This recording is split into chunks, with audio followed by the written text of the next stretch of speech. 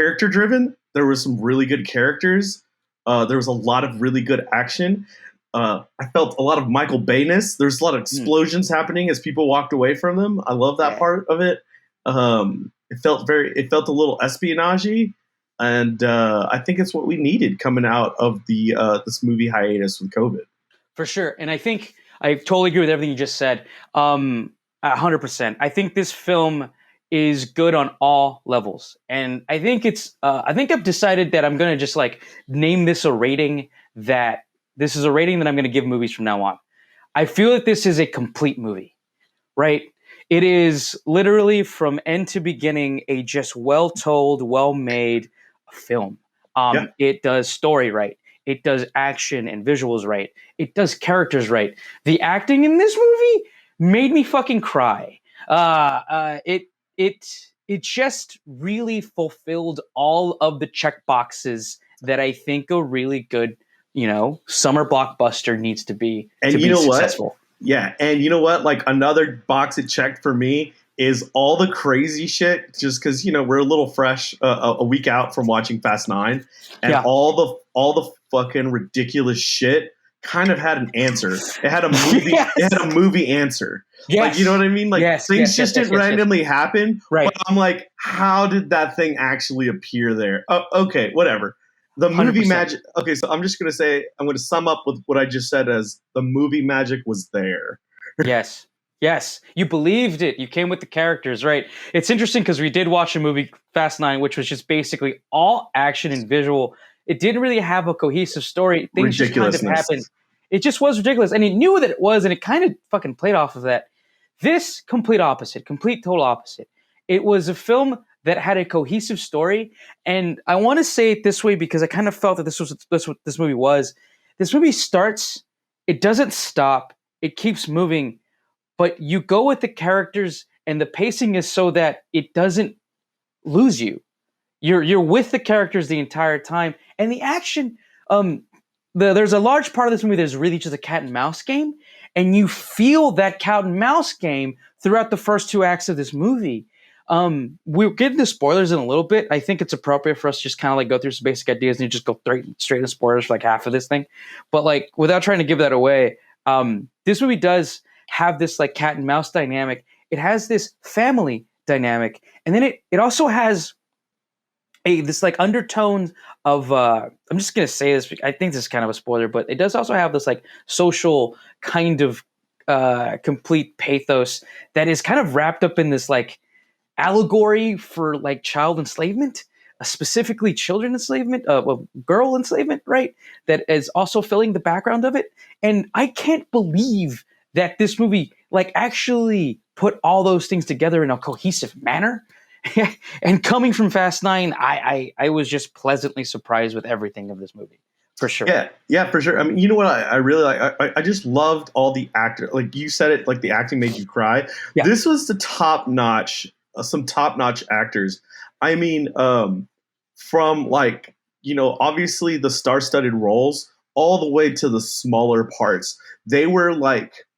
None of them were over the top. None of them to me were chewing up scenery, as my friend Arnie would say. Yes. But they were they were kind of playing with each other's like screen time, and they weren't like trying to steal the show. I mean, there was, I think, one person who kind of stole the whole movie with her presence, and I think that's Florence Pugh. I don't know how to say it. I think it's Pugh. Florence Pugh. Yeah, thanks. But other than that, I think it was a great ensemble cast from beginning to end. I even like that, like that random agent guy who he's always sleeping, and he always has like a good butt of jokes. Like that was a very charming character that like was never over the top. It wasn't ridiculous. It wasn't stupid. It was just all well-rounded actors. I'm just gonna go spin off into saying I think I love David Harbour. Yes. I just I think he chewed a little. Yeah, I'll say that. Yeah. Okay. Yeah. Just a little bit, but I think his tone needed to be that tone. I agree. It was just the hilarious. He was the comedic relief, and he was this comedic relief in the way that we're starting to get used to, which is Guardians of the Galaxy, Yeah. which is the Hulk, Lovable goofball. yeah, exactly, lovable goofball. And there's been some stuff. I mean, he was in Stranger Things. Stranger Things, obviously. He was in Hellboy. He just did a movie recently, and I don't know why it's not coming to me. I think it's called No Sudden Move. Mm. It just got released on HBO with Don Cheadle, and I just watched it. I'm fresh from watching it. Maybe it's been less than a week, and I thought he was fucking great in that. So if you haven't watched No Sudden Move, anybody go out there, including you, Arnie, just go ahead and watch it on HBO Max. It's a pretty cool movie. But David Harbour does a great performance. Catherine, I don't know why I said Catherine. Rachel Weisz is a consistent actress. She's been in the business forever. She's been in and out of films. She does a lot of really good indie films. I thought that she's just been consistently just pumping them out.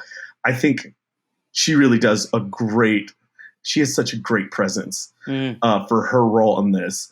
Obviously Scarlett Johansson is Scarlett Johansson, but she is not as robotic. She's a lot more fluid and lovable, I thought, in this movie. And Florence Pugh, ever since Midsommar, has been just stacking them up, as they say. Yeah. And she's good, man. She's good. She's so good, dude. This is gonna be, she's so good. Hopefully, this has her, breaking out into something. I really liked it. I think I'm excited for her Hawkeye show that will come out eventually. I think I'm in love. But what did you think? What did you think about these actors, man? Dude, I can't agree more with everything that you said. I think that the heart of this movie was the chemistry between Scarlett Johansson and Frances Pugh. They play estranged sisters that have kind of a storied past, a strange kind of confusing past, but the chemistry unfolds from the beginning, and that the arc of their relationship is just the beautiful heart of this movie. And throughout the whole thing, it is like the thing that is the thing that we care about as the audience. And because of their performance, you really do care about these characters. David Harbour and Rachel Weisz, I think they actually had really good chemistry too. Great. You really could buy their relationship and what they were trying to play around with, for sure. And then I love, this is a sci-fi thriller, spy action movie. So it definitely, their backgrounds of their stories is definitely very comic booky, it's very sciencey, mad science and all that.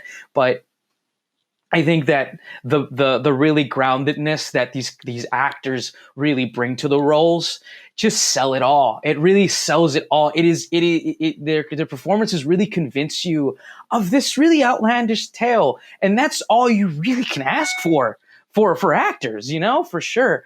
I really want to highlight as well, before we kind of move into spoilers and stuff, the director. Her name is Cate Shortland.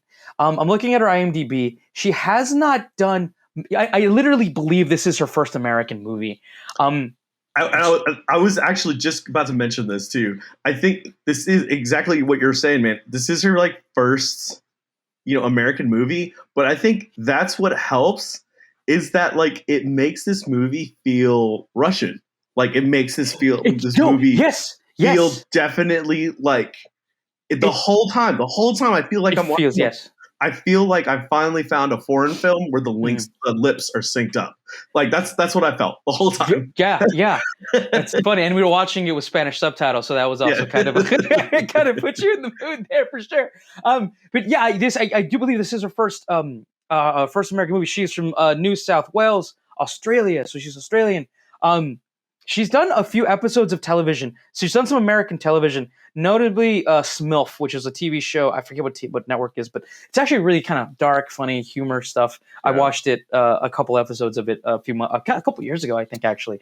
But yes, I wanted to highlight her because when the very first full scene of this movie that I watched, which was the second one, specifically, I don't think this is a spoiler, but when Francis Pugh and Scarlett Johansson first meet, it's contentious and it's raw and it's real. And when the directing comes out at you, is like a moment when they're both kind of going at it, and there's a moment where the camera and the characters both do a thing that is in sync, and that is when I Yeah. was like, holy crap, we're in for a ride here, because this director knows what they're doing.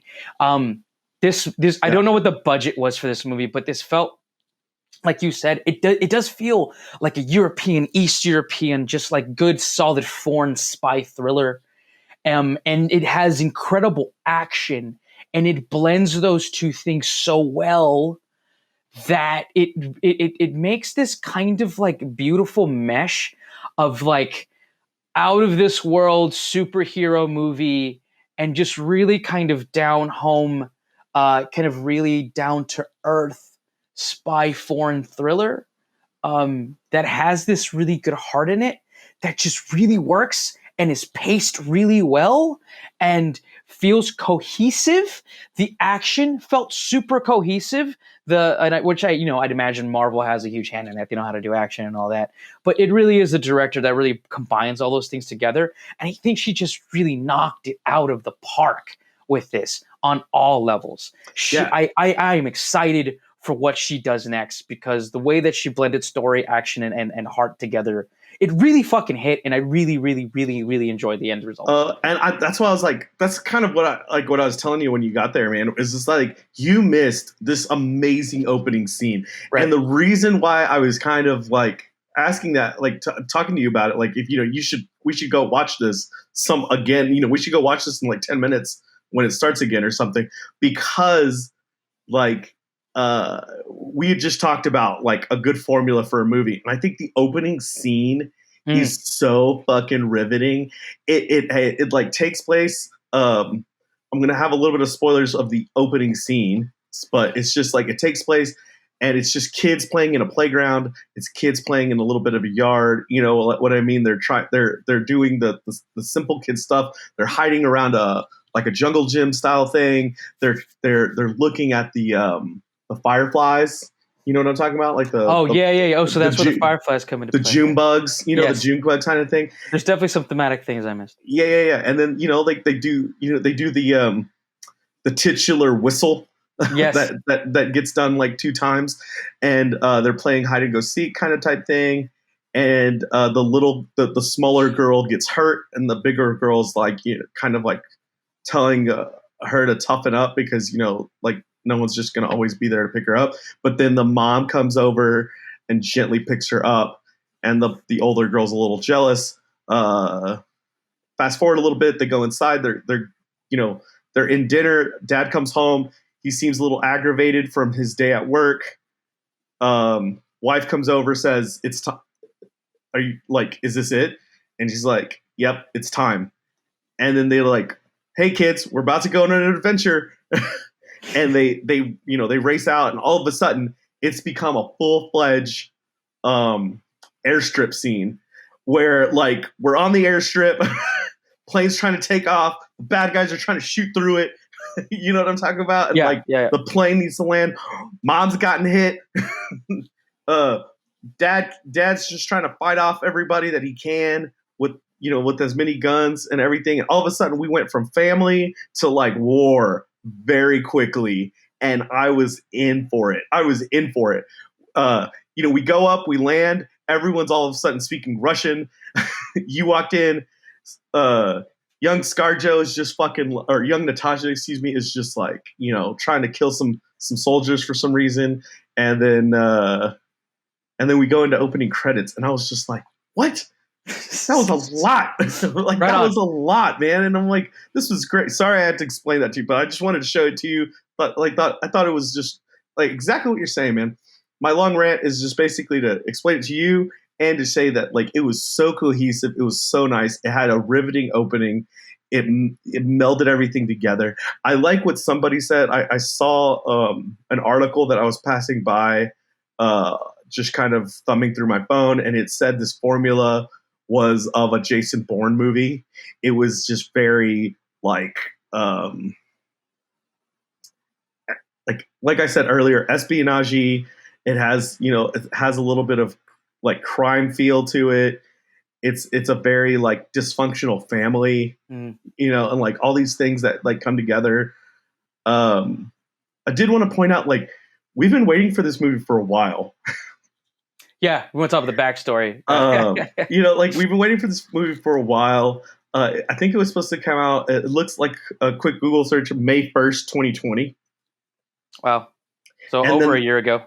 and that got pushed back to November 6th because they thought everything was going to come back in the fall. Yeah. November 6th, 2020 gets pushed back again. And it's doing well. I believe it's probably the largest box office since the pandemic. Yeah, and like I mean that like when that got pushed back, like the November 6th date was the original date for the Eternals. And like Eternals got pushed back too, so like everything got pushed back. This was supposed to be last May's blockbuster, and I feel it. I feel it. I think it actually it. I could tell like it. I could tell where they wanted to go. They wanted to set up something for what's coming out this summer, which is going to be a lot of little things. It's going to be Doctor Strange next year, right? Yeah. Spider-Man coming up. Spider-Man coming up. Got the Eternals. Eternals is coming up. Shang-Chi, the Legend of the Rings or whatever it's called. I don't know. Yep. Yeah. All that. This is like a little bit of a setup movie, and I think it was a setup movie with a fan favorite that people know. Yeah. To get to know, like, to bring you in to the ones that you don't know. You know what I'm saying? Like, yeah. So I think Marvel's already doing a great job of they're going to intermingle the ones that fans will know with the ones that fans don't know, and right. and I think it's going to be great. I liked it. I'm going to just say it again, dude. I think you're right. Like, Cate Shortland just fucking, like, for her, this being her first blockbuster, which we will say this is her first blockbuster. Yeah, I mean, yeah. Great. It was a great job. Absolutely. Yeah, and I think we've totally like said all the praise on this movie for sure. What we did say, like, as we're walking out, sorry, Ernie, but like, when we were walking out, I mentioned to you, man, like, I looked over and told you this, like, some of the strong, female, like the female strong themes is what we all wanted from Wonder Woman 1984. Yeah, that we felt shorted. Like, and I think that was like a lot of empowerment, a lot of sisterhood things. Just like the shot in the last scene where like this, Florence comes in and like just touches those girls' hands and gives them comfort. And I was just like, even that is just classier. It's just nicer. Yeah, you're right. Yeah, like it feels more classy and more earned. Yeah, and it's more earned than the kind of girl empowerment cringy scene that happened in Endgame. Right. It just did, and I think it's because this movie was really designed from the ground up, finally, to really be kind of about that for sure. I think we've sang all the praises on this film for sure.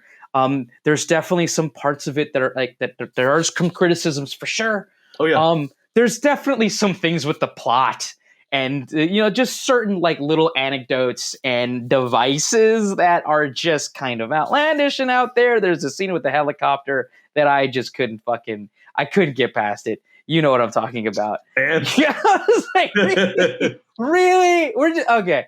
That's all. Anyway. But overall, ladies and gentlemen, fucking great movie. I want to get into spoilers for sure. But before we get into there, I do want to say it's a great movie. I think the whole family's going to enjoy this thing.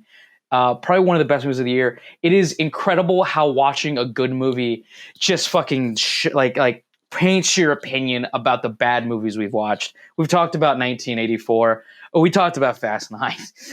Doesn't it just like it'd feel nice to just like actually watch a movie that's cohesive, clear, and actually is made well?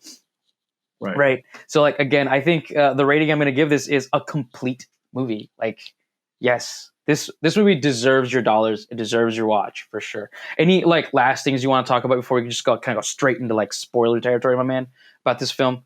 No, man, let's go. Let's hit it. All right, let's do this thing, ladies and gentlemen. This is spoiler territory, bro.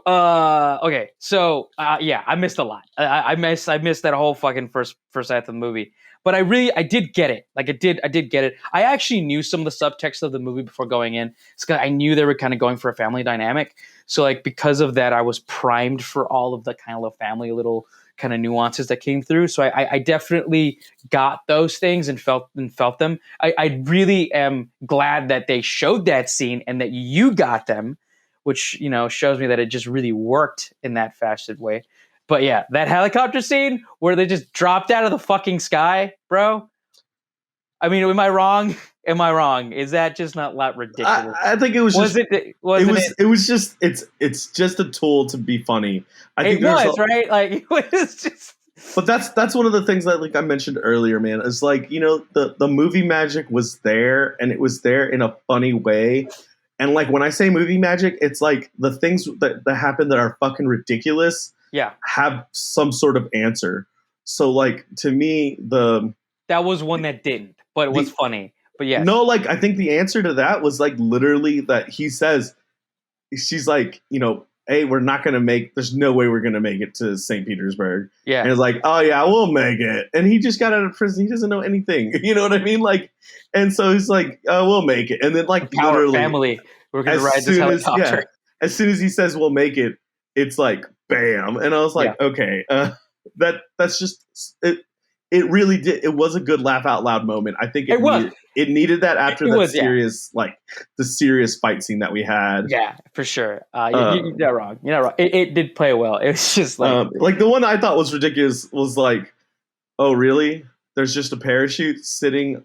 Yes. There's like a parachute sitting in the middle of a runway. I almost said something to you in that moment. I almost was like, bro, really? And I was like, I just put my hand up. I was like, there was just a fucking. Yeah, a random fucking parachute in the middle of a breaking apart airship is just like randomly there right before she's about to go save her. Yeah, there was just like those moments. And like I always hate it. Like they open the parachute. There's like a certain floor limit of like when you can open a parachute. Yeah, and like and once you've hit that threshold, you're definitely gonna still break your legs, no matter how like no matter if you opened it. And like they definitely opened it way after that threshold, like you know what I mean?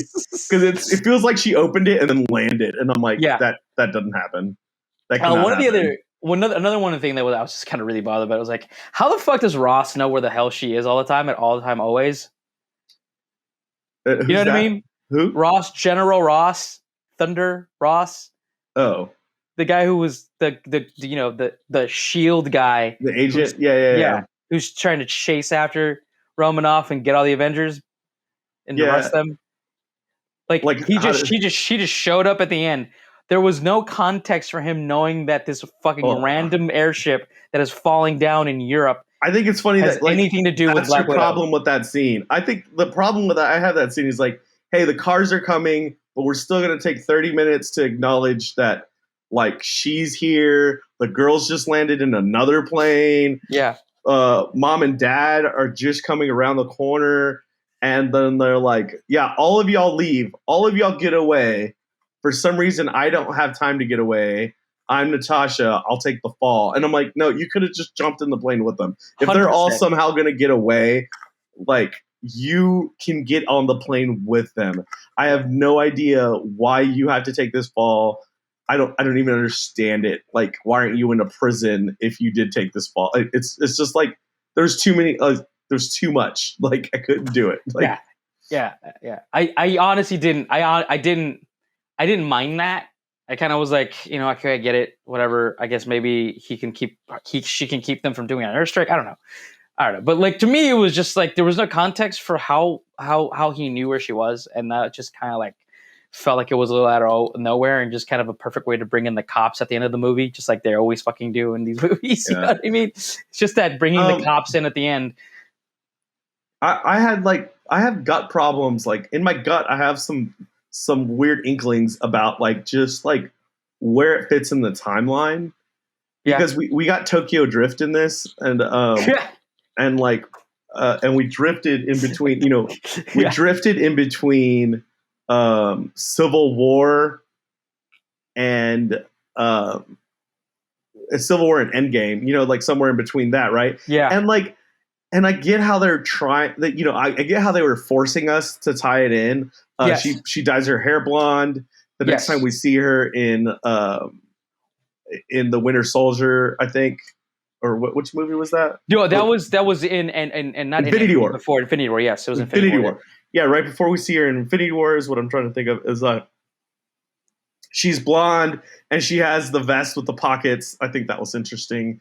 We have the origin story of her vest. Yeah, the origin story of her vest. I think you're touching on something that's it's important to touch on too. It's like, so like the thing about these Marvel movies are that they have to be their own complete movie, right? They don't have to have their own storyline and everything, but they also have to have elements that connect them to the broader storylines of the Marvel Cinematic Universe, right?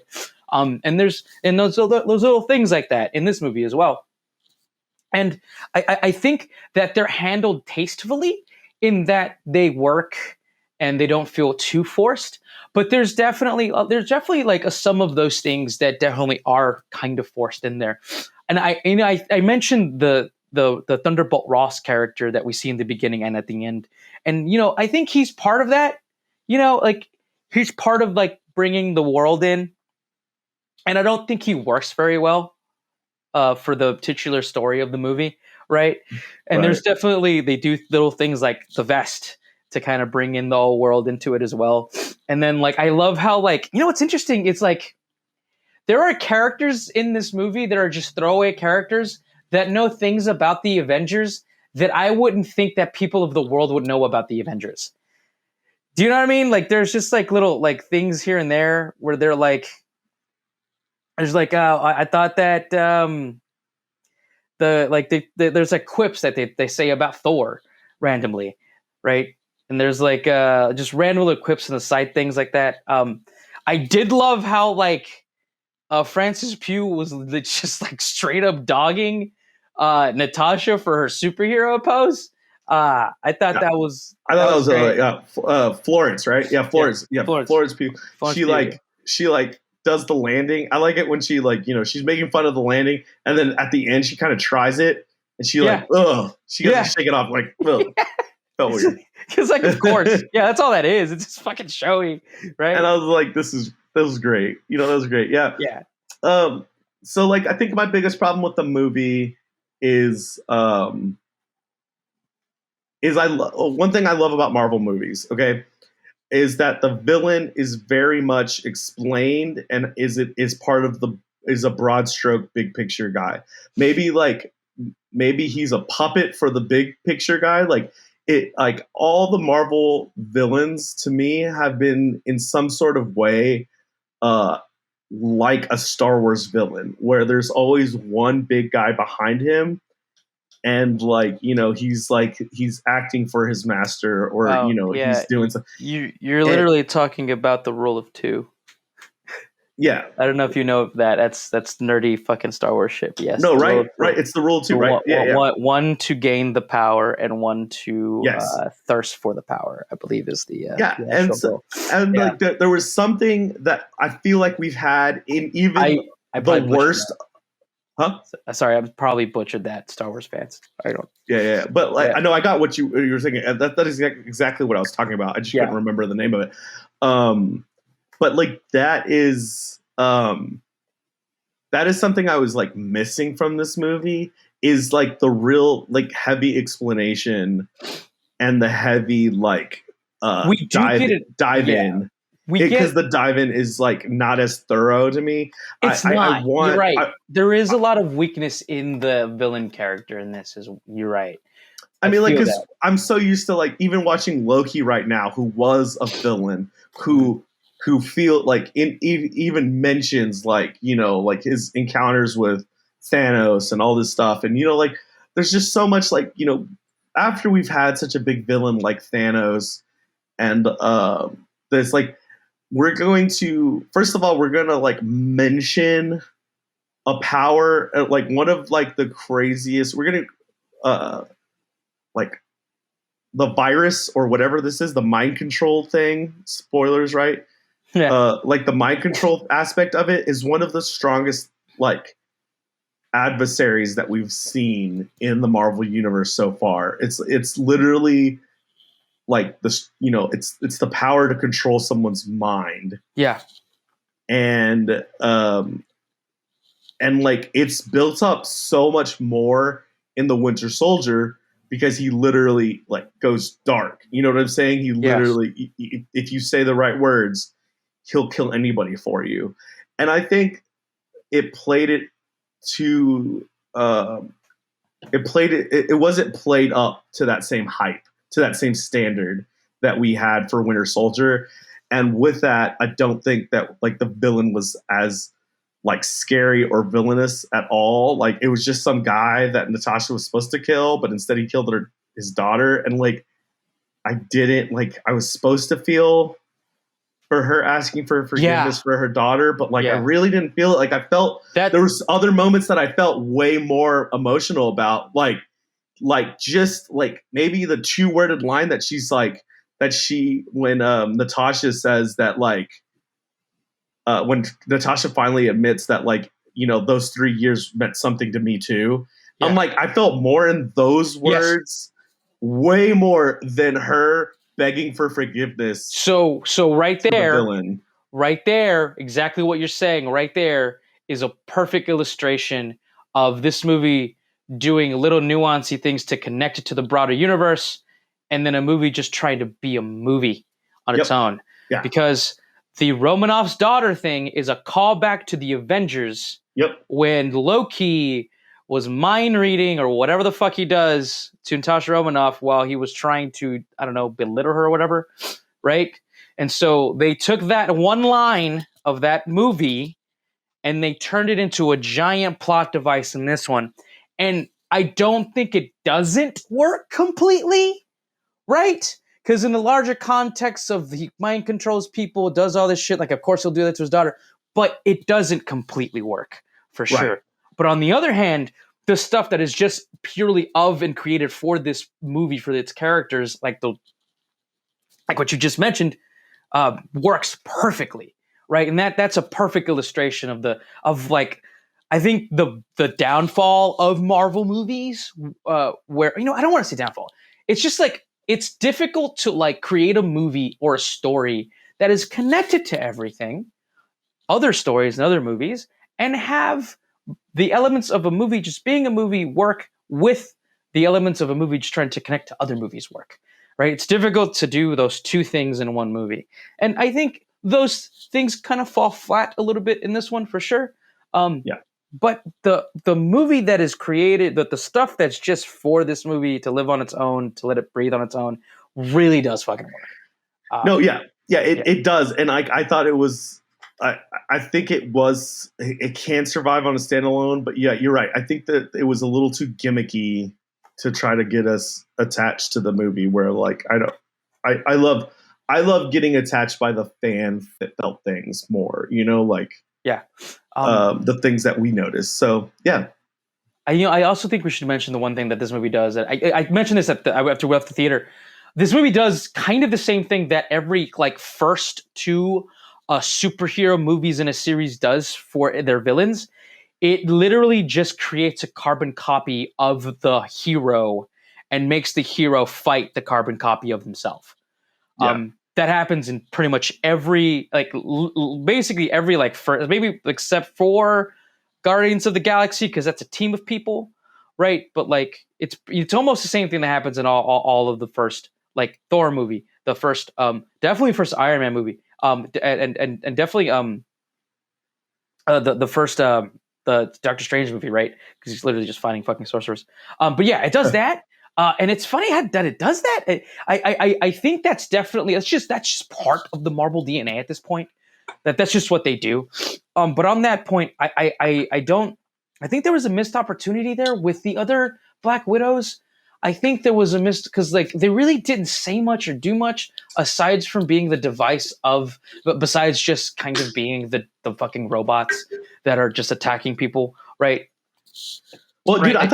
I thought that was definitely gonna be a thing. Was that like the whole time I was kind of waiting for this like titular line of her character to finally that everyone she call they call everybody else the widows, you Hmm. know, and like I always just assumed because of they called them the widows uh because like not just like a spider, but like uh I don't know. I don't want to get into that actually on live. But there's like, there's just like some stuff like that she calls them all the widows, and I thought that something was gonna be like said that like everyone else is a widow, but like ScarJo is a black widow. You know what I mean? Yeah, Like she's the black widow, and it was like it's like I don't know if it was gonna be like a black widow is usually the mother figure who eats her own kind or something. Like I don't know if yeah. they were gonna like say Huh. that. So like I thought she was just gonna like it's because she kind of like betrayed them that they called her the Black Widow. Yeah, Like that she's the one that tried to like kill the main dude. So like maybe that's why they called her the yeah. Black Widow instead of just a widow like everybody else. But like they didn't really. I thought it was a perfect time to kind of mention that or give presence to that name, and we kind of skipped over it on an origin story. Like that's what I felt like. We just kind of like okay, We did. The origin we're story in this we're not movie gonna like we're was not gonna even talk about it. Like the origin story of this movie was after the first scene and basically the opening credit montage. yeah, That was the origin story of like we only got like really bits and pieces of of those right. sisters' lives when they were actually embedded with the widows as But like well. I said, yeah, but like I said, like that, I thought they would say something, like just say Right, something to mention that. right, And I thought that was a little bit of a missed opportunity. for sure. But We should also mention I'll look up the guy's name, but the actual villain guy who plays was it Romanoff or is it Drisky, check. Oh man, Drukowski, Ray Winston. He was all right. He was menacing in a weird kind of nasty, kind of just gross dude guy way. right. And then the fact, and then we get this like huge exposition dump about the fact that he's been creating a network of Black Widows across the planet, and he can kind of control the world markets and things like that. Like Dreykov. Dreykov's daughter, right? And then it turns out that he turned his daughter into like a man machine. Like that stuff was just that whole thing. I think was weak because it was just fast and it was just like all of Yeah, the exposition dump just all at once. Here, take all of what's happening in this movie at and that's once. what I'm saying. Like they didn't put enough beef. They didn't put enough really juice. I know I keep using these like acronyms, but like they didn't put enough in it for the villain. Like they didn't Yeah, fill the villain, and that's like if you build up the villain a little bit more, we would have gotten all that. And you're right. Like I just didn't feel it. I didn't yeah, feel fearful. I wasn't scared of him. He's not. He's if I saw him on the street, it's not like I would run. you yeah, know. yeah. Real quick, So Natasha said it right when he started punching a woman in the face. You're weak. yeah, You're a weak man. Dude. I think we did it, man. I yeah. don't think there's much more we can say about this movie. I think there's definitely, it's a big blockbuster action film. It's not gonna have the most, cohesive plot devices, but this movie fucking works on levels that a lot of these kind of movies just don't work. We mentioned too, Fast 9, and what was the other one that we reviewed? It didn't work. I forget. I don't know. Fast 9 definitely. But this movie, 1984. 1984. Those movies, like they're just not cohesive. Yeah, They don't try to really deliver a product that is complete. And this movie did that, and it respects its audience. It respects the actors and puts them in a really it helps them to try to actually be in a movie that makes sense in a way that a big action blockbuster can, and it fucking works, and it's great. You have I, a good time, and I fucking loved it. I cried. I fucking teared. I yeah. literally teared in Me this too. movie. It happened to me because I'm that kind of guy, but it happened more than once, and in more than one act. I teared I up. know. I have to say that, like, yeah, I cried a little, like, or I teared up a little bit when she did say, like, the line that I mentioned, which was like, like, it did mean something for me. Those 3 years meant something for me, and I was like, we've been building for that, and that's Yes. all. That's all she wanted anybody to say, including my laugh out loud scene when she's talking to her father, and she's saying, like, you were just so concentrated on being the Crimson Fighter, and then and it's just such a pause of silence. And he was just like, I was the Red Warrior. And I was like, oh my God, you're still correcting her right now. Like, she's just like, Yeah. and I was like, oh, it was so funny, dude. I thought it was a great comedic relief. No, I think this was a good roller coaster movie. My emotions were everywhere. I loved bits and pieces of it, and I liked it overall. I think everybody should go watch it. If you want to pay the $30 on Disney Plus or whatever it's called, Or just Disney. go catch a fucking matinee. Yeah, I don't know why you would go. Unless you have a family. Like, if you got a family, at minimum 4, I mean, Disney Plus makes a whole lot of fucking sense. Yeah, I mean, like, I've already watched it twice, so I probably should have just paid for it. Yeah.